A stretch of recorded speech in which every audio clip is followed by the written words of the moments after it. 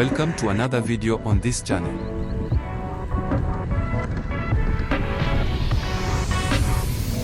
In this episode, we embark on a 107-kilometer Strava Glan Fondo challenge for the month of July 2025, which took us through the scenic Thyolo escarpments.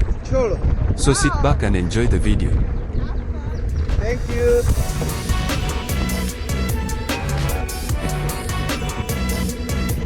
As usual, we started the trip early in the morning of Saturday, July 12th and started off from Shishiri Shopping Mall car park.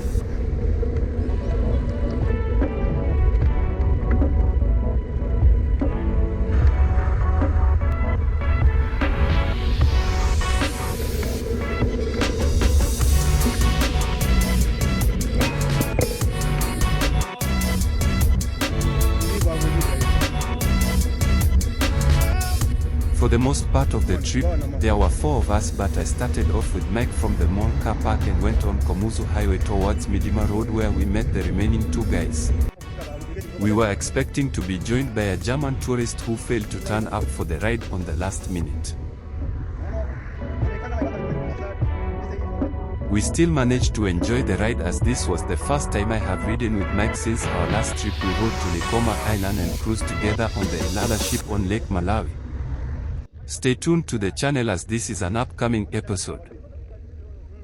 The morning was very chilly, and the sun was just rising from the horizon.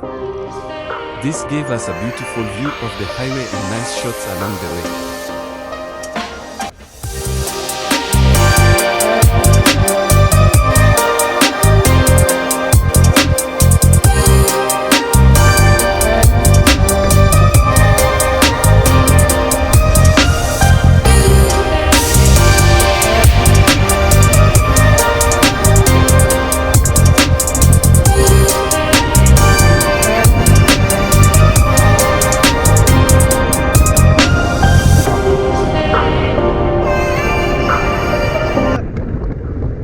The morning was very chilly, and the sun was just rising from the horizon.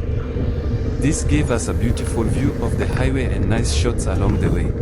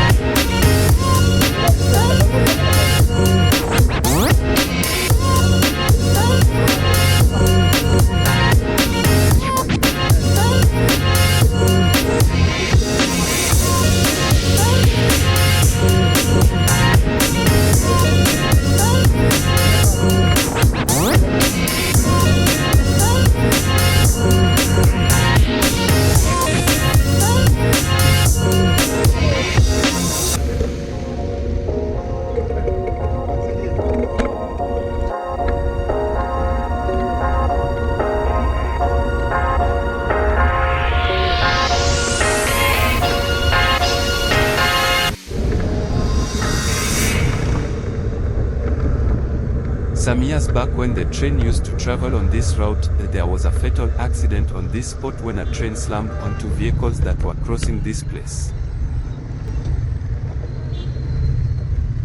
This time around, the biggest threat on this part of the road, in my opinion, are the motorcyclists. On this particular day, a group of the cyclists passed us down the road as they were racing. I saw one of them recklessly riding downhill whilst lying down on his back on the bike seat whilst the bike was flying down the road. It's like he has 2 lives in case he loses this one.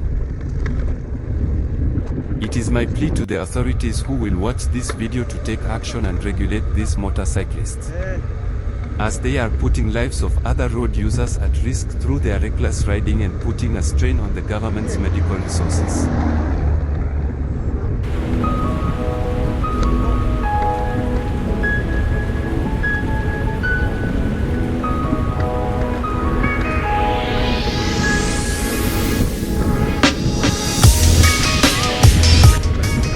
juncture, we were joined by 2 other riders.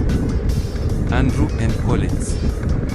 The latter is a new member to the Blantyre cycling crew who is very youthful and has a promising cycling career ahead of him. He has recently won the Luawa cycling race in the junior category. This was going to be his first time riding a 100km plus ride in one go.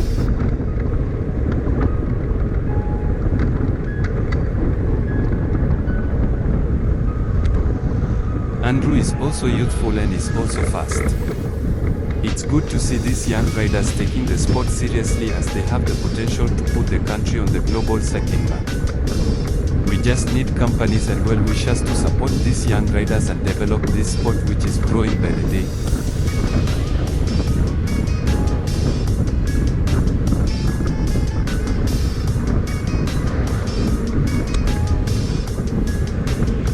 There is a lot that is required to develop the sport in the country. Firstly, there is need for equipment. The bikes that most of us are using in the country are quite old.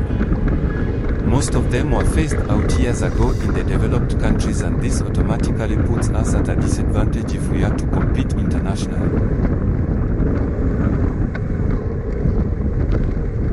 The second aspect is on the financing of the players. The equipment that we use is very expensive, and to maintain it in good shape requires a lot of money. It is very disappointing most times when we participate in races where the awards are just not enough to even transport the rider and his equipment to the race venue. It would be nice if the corporate world gave cycling the same attention that other major sports are accorded in the country. This I'm saying because I know there is a lot of talent in this country in cycling which is not being harnessed to the fullest.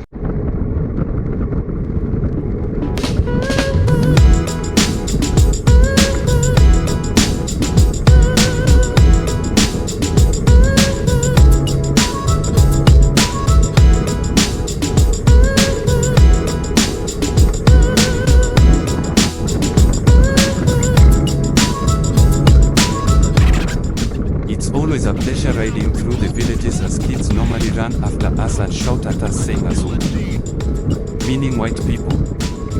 This time it was just the same experience and the kids ran for some 500 meters following us.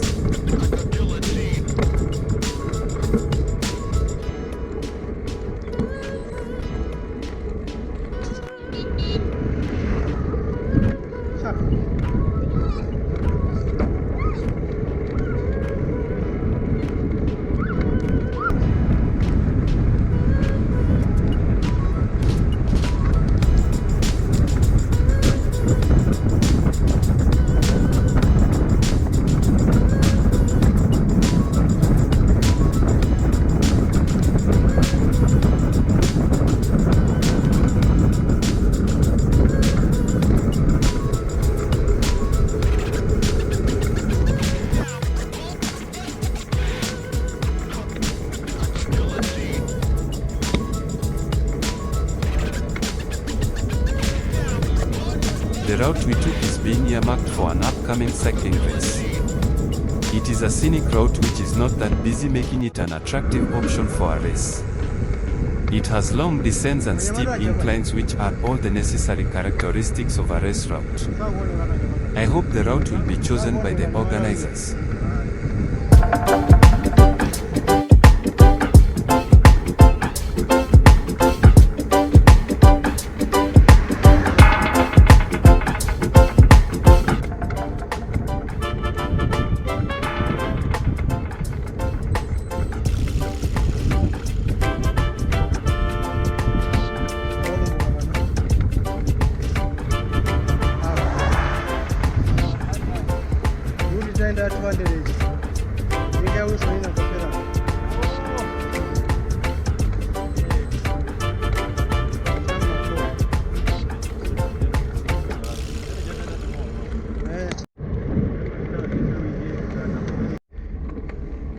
We arrived in Thyolo just before 11 AM, which was well within our target time.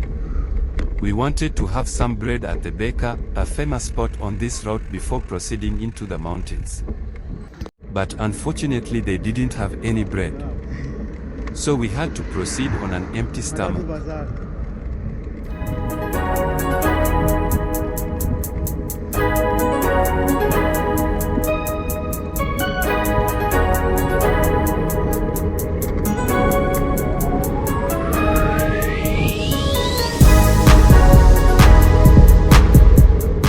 This was the start of the infamous Namingomba segment.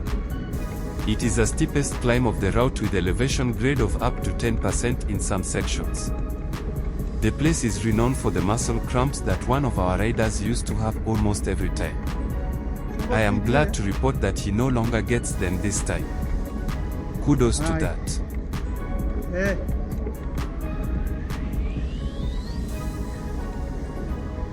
Despite being this steep, there was a guy in front of us who was riding a single-speed bike, but he was able to beat us on the climb. Of course he didn't go very far, but I saluted him for his effort. Well done, mystery rider.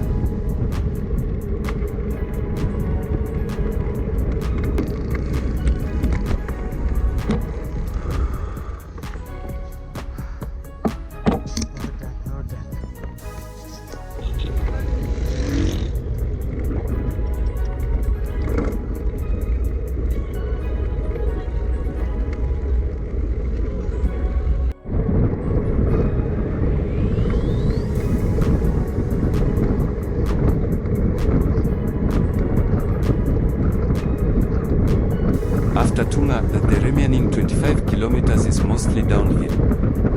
It's a relief to cruise through the remaining distance after the torture that we went through at Namingomba. We drank some mahio and ate sugar canes, so the energy levels were at an all-time high.